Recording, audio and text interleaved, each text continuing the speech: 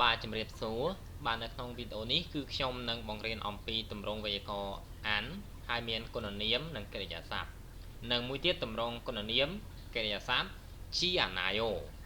អញ្ចឹងវេយ្យាករណ៍ទាំងពីរនេះណាបាទវេយ្យាករណ៍អានបកប្រែថាមិនបាទជាអាណាយោក៏យើងបកប្រែថាមិនបាទទម្រង់ពីរនេះគឺយើងប្រើជាទម្រង់បដិសេធដូចគ្នាណាបាទហើយសម្រាប់ការប្រើប្រាស់យើងចង់ប្រើវេយ្យាករណ៍អានក៏បានប្រើជាអាណាយោក៏បានដែរតែអានគឺយើងប្រើមុខពាក្យបាទមិនថាជាគុណនាមឬក៏កិរិយាសព្ទទេគឺយើងប្រើនៅខាងមុខពាក្យទាំងពីរហ្នឹងពីរថ្នាក់ពាក្យហ្នឹង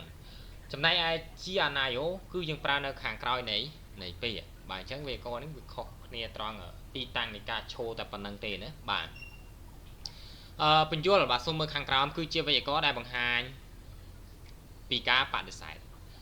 ទម្រង់បដិសេធយើងអាចប្រើបានពីរទម្រង់បាទគឺយើងអាចប្រើទម្រង់អានក៏បានហើយនឹងជាអាណាយោក៏បានដែរអញ្ចឹងដែលអានហ្នឹងគេបានបញ្ជាក់ថាគឺជាអានគឺគុណនាមកិរិយាសព្ទបាទមានន័យថាអានហ្នឹងគឺយើងដាក់នៅខាងមុខណាបាទអានហ្នឹងគឺយើងដាក់នៅខាងមុខគុណនាមគុណនាមឬក៏កិរិយាសព្ទបាទខាងក្រោយវេយ្យាករណ៍អានហ្នឹងគឺមានថ្នាក់ពាក្យជាគុណនាមបាទហើយមួយទៀតគឺជាកិរិយាសព្ទហើយខាងមុខជាអាណាយោគឺយើងមានថ្នាក់ពាក្យជាគុណនាមហើយនឹងជាកិរិយាសព្ទបាទអញ្ចឹងវេយ្យាករណ៍ទាំងពីរនេះគឺអាចប្រើបានជាមួយថ្នាក់ពាក្យដូចគ្នាបាទខុសតែទីតាំងនៃវេយ្យាករណ៍បាទមួយដាក់មុខពាក្យមួយដាក់ខាងក្រោយនៃពាក្យបាទអញ្ចឹងខាងក្រោមនេះយើងមានទម្រង់ពាក្យដើមបាទដោយពាក្យថាតាជីម៉លតាឆ្ងាយភុលផ្យណាតាពិបាខុងពូហាតារៀនថប់តាក្តៅខត់តាដើរអញ្ចឹងយើងពាក្យដើមនេះអត់តាន់អាចនិយាយបានទេបាទនិយាយបានលុះត្រាតែយើងបំបែកជាមួយវេយ្យាករណ៍នេះសិនណាបាទអញ្ចឹងនៅពេលដែលយើងបំបែកជាមួយវេយ្យាករណ៍អានណាយើងយកពាក្យថាតាដែលបកប្រែថាជីបាទបូកជាមួយនឹងទម្រង់អានបន្ទាប់មកបាទគឺយើងដាក់អានខាងមុខណាព្រោះវេយ្យាករណ៍នេះដាក់នៅខាងមុខពាក្យអានហើយដកឃ្លាចាំដាក់ថាយោអត់មានថាតាទៀតទេណាថាតានេះគឺត្រូវបំបែកជាមួយទម្រង់អាអយោនេះទៀតបាទអញ្ចឹងថាតានេះបំបែកអាអយោវាទៅជាថាយោបាទអញ្ចឹងនិយាយថាអានថាយោបកប្រែថាមិនជីបាទអញ្ចឹងនៅពេលដែលយើងចង់និយាយថាមិនជីកว้างបាទអញ្ចឹងយើងអាចដាក់ពាក្យកว้างនៅខាងមុខអាននេះបាទមិនមែនដាក់ពាក្យថាកว้างនៅខាងក្រោយថាយោទេព្រោះថាយោនេះគឺត្រូវបានបញ្ចប់ប្រយោគត្រឹមថាយោនេះឯងអញ្ចឹងយើងអាចបង្កើតប្រយោគតនៅចំណុចនេះបានទេអញ្ចឹងវាខាន់ត្រឹមចំណុចនេះហើយអត្ថន័យដែលចង់បន្ថែមគឺបន្ថែមមកបើសិនបើយើងនិយាយថាមិនជីកว้างអញ្ចឹងយើងដាក់ពាក្យកว้างជានាមហ្នឹងដាក់ខាងមុខវិញអញ្ចឹងដែលការបកប្រែមិនហើយបានបកប្រែពាក្យជីហើយបានបកប្រែតែកว้างអញ្ចឹងបកពីកណ្ដាលហើយបកមកពីក្រោយហើយបានបកទៅមុខវិញណាបាទថាជាអាណាយោអញ្ចឹងសម្រាប់ចំណុចជាអាណាយោយើងគ្រាន់តែលុបដាចេញបូកជាមួយជាអាណាយោមកណាបាទសម្រាប់វេយ្យាករណ៍អានយើងរៀងពិបាកក្នុងការបំបែកបន្តិចបើថាអានវាបំបែកខាងក្រោយវាគឺបំបែកទម្រង់អាយោអយោបាទឬក៏ទម្រង់ស៊ឹមនីតាប៊ីអ៊ឹមនីតាអញ្ចឹងទៅបាទឬក៏អតីតកាលអីអញ្ចឹងទៅហើយខាងក្រោមម៉លតាឆ្ងាយបាទអញ្ចឹងម៉លតាឆ្ងាយដាក់អានពីមុខមកអានម៉លរយោបាទអញ្ចឹងដែលការបំបែកអត់មានម៉លតាទៀតទេណាចំណុចនេះដោយសារតែការប្រើប្រាស់យើងអាចប្រើទម្រង់ដើមទេអញ្ចឹងយើង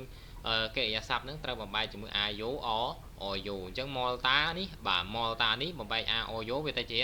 ម៉រយោបាទអញ្ចឹងដោយសារតែការប្រើប្រាស់ចំណុចនេះគឺយើងលុបដាចេញបាទទម្រង់របស់វាគឺបញ្ចប់ក្រៅពីស្រៈអូនិងស្រៈអាអញ្ចឹងក្រៅពីស្រៈអូស្រៈអាគឺប្រើទម្រង់អយោបាទអញ្ចឹងយើងយកពាក្យម៉លបូកជាមួយអយោអញ្ចឹងមកបាទនៅក្នុងការអានយើងអានរុញសំឡេងទៅជាម៉រយោបាទម៉រយោឆ្ងាយតែដល់ពេលយើងនិយាយថាអានម៉រយោបកប្រែថាមិនឆ្ងាយបាទមិនឆ្ងាយហ្នឹងគឺអត្ថន័យនេះគឺបកប្រែថាចិត្តណាបាទម៉លជាអាណាយោមិនឆ្ងាយបាទភុលផ្យន់ណាតាបកប្រែថាពិបាកដល់ពេលនិយាយថាអានភុលផ្យន់ណេយោបកប្រែថាមិនពិបាកបាទអញ្ចឹងមិនពិបាកហ្នឹងគឺអត្ថន័យរបស់វាគឺបកប្រែថាងាយស្រួលក៏បានដែរណាបាទភុលផ្យន់ណាជាអាណាយោមិនពិបាកបាទខុងពូហាតារៀនអញ្ចឹងពាក្យនេះគឺយើងដាក់អាននៅកណ្ដាលនេះវិញណាអត់មែនដាក់អាននៅខាងមុខខុងពូទេបាទមូលហេតុដែលយើងដាក់អាននៅចំណុចកណ្ដាលនេះគឺមកពីពាក្យថាខុងពូនេះបកប្រែថារៀនអញ្ចឹងវាជានាមវេយ្យាករណ៍អានរបស់យើងគឺដាក់នៅខាងក្រោយ ខាងក្រោយនាមដាក់នៅខាងមុខកិរិយាសព្ទបាទកិរិយាសព្ទគឺហេយោនេះបាទគឺជាកិរិយាសព្ទអញ្ចឹងយើងយកអានដាក់កណ្ដាលបានណាបាទអញ្ចឹងខុងពូអានហេយោបកប្រែថាមិនរៀនអញ្ចឹងដកឃ្លា2ដងណាបាទចំណុចនេះបាទខុងពូហាជីអាណាយោបាទសម្រាប់ជីអាណាយោគឺប្រើប្រាស់ងាយស្រួលជាងយើងកិរិយាសព្ទឬគុណនាមដែលមានដាឬក៏ថាហ្នឹងយើងលុបតែដាឬក៏ថានឹងចេញមកបូកជាមួយនឹងជីអាណាយោមកណាបាទថប់តានេះបកប្រែថាក្តៅលុបតែដាចេញបាទបំបែកជាមួយតម្រងអយោបាទអញ្ចឹងប៊ីអឺបប៉ាស្រអតែជាវណាបាទថវយោអញ្ចឹងថប់តានេះបំបែកអាអយោវាទៅជាថវយោដែលប៊ីអឺបនេះនៅពេលដែលប៉ាស្រអបាទអញ្ចឹងប៊ីអឺបទៅជាស្រអ៊ូហើយស្រអ៊ូនិងស្រអគឺចូលគ្នាបានទៅជាស្រៈវមួយណាបាទអញ្ចឹងអាននេះគេដាក់ពីមុខមកអានបកប្រែថាមិនថវយោបកប្រែថាក្តៅអញ្ចឹងបកប្រែថាមិនក្តៅអានថវយោមិនក្តៅថប់ជាអាណាយោបកប្រែថាមិនក្តៅខតតាដើអានខរយោបាទអញ្ចឹងសម្រាប់ពាក្យខតតានេះលុបដាចេញណាបាទយើងនៅសល់តែពាក្យខតប៉ុណ្នេះបូកជាមួយតម្រងអយោបាទអញ្ចឹងធីគឺតនេះគឺត្រូវបានប្រែទៅជា real ដោយសារតែប៉ះជាមួយស្រៈអខាងនេះណាបាទអញ្ចឹងធ្វើឲ្យមានការបំរែបំរួលពី ធីគឺតតែជា real អញ្ចឹងអាននេះបកប្រែថាមិនខរយោបកប្រែថាដើរអញ្ចឹងអានខរយោមិនដើរតែបើជីអាណាយោអត់មានការប្រែប្រួលទេអញ្ចឹងទៅជាខតជីអាណាយោបកប្រែថាមិនដើរបាទហើយសម្រាប់ចំណុចនេះបើសិនជាយើងចេះទម្រង់ការបំបែកអាអូយោច្បាស់បាទសម្រាប់ទម្រង់អានគឺយើងអត់មានការពិបាកយល់ទេណាបាទគឺយើងងាយស្រួលយល់ងាយស្រួលរៀនណាបាទតែបើការបំបែកអាអូយោរបស់សិស្សបាទគឺមិនទាន់ចាំនៅលក្ខខណ្ឌនឹងបានគឺការបំបែកចំណុចនេះគឺវាពិបាកបន្ថែមទៀតបាទបើយើងចាំខាងនោះបានគឺលក្ខខណ្ឌដើរតាមចំណុចនឹងដូចគ្នានេះបាទដែលនិយាយពីរូបមន្តអាអូយោដែលមាន4ចំណុចដែលកិរិយាសព្ទបញ្ចប់ដោយស្រៈអានិងស្រៈអូបាទគឺប្រើអាយោកិរិយាសព្ទបញ្ចប់ក្រៅពីស្រៈអូស្រៈអាប្រើអយោកិរិយាសព្ទបញ្ចប់ដោយហាដាយើងប្រើហេយោកិរិយាសព្ទបញ្ចប់ដោយស្រៈអ៊ីគឺប្រើយ៉យោបាទការប្រែប្រួលរបស់ ប៊ីអឺបឬក៏ធីគឺតបាទ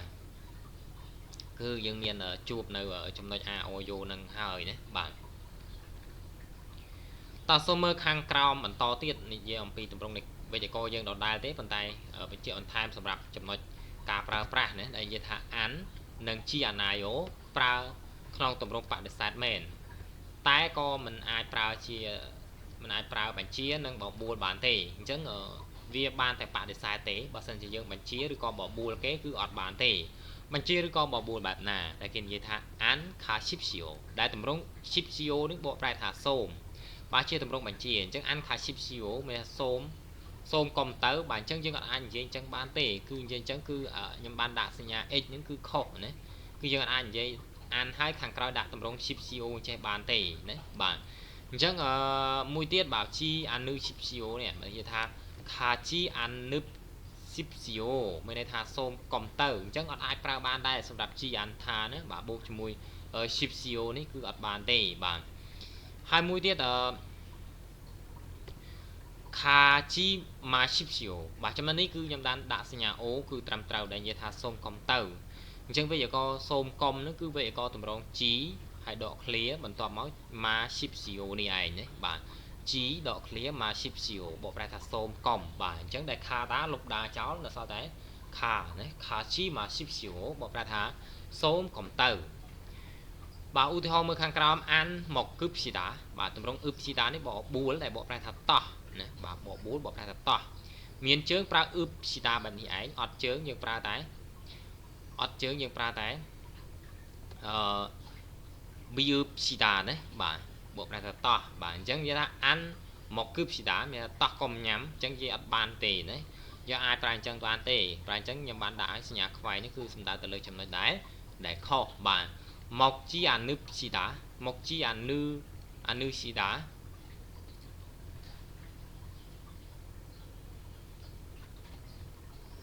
បាទសូមកែចំណុចនេះមួយបាទចំណុចនេះដាក់អ៊ឹបព្យាតាណាមិនមែនប៊ីអ៊ឹប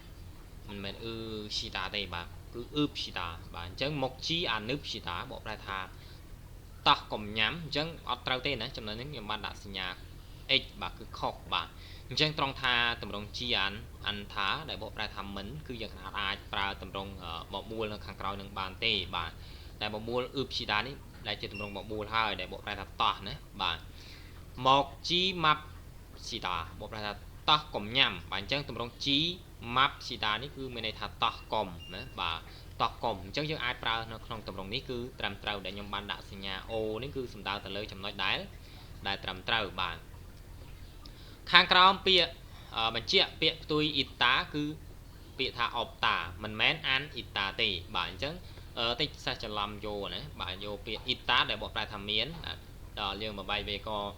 អានពីមុខអានអ៊ីតាបាទមិនមានអាននេះមិនអ៊ីតានេះមានអញ្ចឹងយើងអាចនិយាយថាអានអ៊ីតាចេះបានទេគឺគេមានពាក្យគេគឺពាក្យថាអបតាដែលបកប្រែថា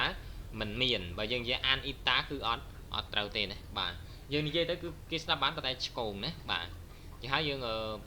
មើលនៅចំណុចពាក្យអបតានេះវិញណាបាទមិនមែនអានអ៊ីតាទេបាទ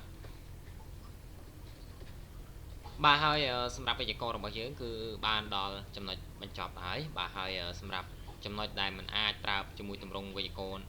ខាងក្រោយវេយ្យាករណ៍អានជាអនាយោបានមានបញ្ជាឬក៏បបួលគឺយើងអាចប្រើនៅខាងក្រោយវេយ្យាករណ៍អាននិងជាអនាយោបានទេណាបាទហើយសម្រាប់ចំណុចបាទទីតាំងយើងត្រូវស្គាល់ណាពីវេយ្យាករណ៍ថាតើគួរតែប្រើវេយ្យាករណ៍យ៉ាងម៉េចបាទប្រើពាក្យមុនវេយ្យាករណ៍ឬក៏វេយ្យាករណ៍មុនពាក្យណាបាទយើងសូមមើលច្បាស់លាស់មែនតើនៅក្នុងចំណុចនេះគឺគេបានបញ្ជាក់ការប្រើប្រាស់គឺវាខុសគ្នាមានវេយ្យាករណ៍មួយប្រើខាងមុខពាក្យវេយ្យាករណ៍មួយទៀតប្រើនៅខាងក្រោយនៃពាក្យយើងត្រូវមើលតាមចំណុចវាអញ្ចឹងណាបាទហើយសម្រាប់ចំណុចវេយ្យាករណ៍យើងចំណុចពិបាកក៏អស់ហើយដែរអញ្ចឹងវីដេអូយើងមានតែប៉ុណ្្នឹងទេហើយប្រសិនបើសិស្សពេញចិត្តការបង្រៀនតាមវីដេអូនេះបាទសូមជួយចុច like ចុច comment បេះដូងម្នាក់មួយមកបាទដើម្បីលើកទឹកចិត្តដល់ខ្ញុំជាអ្នកបង្រៀនបាទសូម comment ខាងក្រោមនៃវីដេអូនេះបាទហើយប្រសិនបើមានសំណួរឬក៏មានចម្ងល់អីអាច comment នៅខាងក្រោមវីដេអូនេះបានបាទ comment សាកសួរនៅខាងក្រោមនឹងបានណាបាទ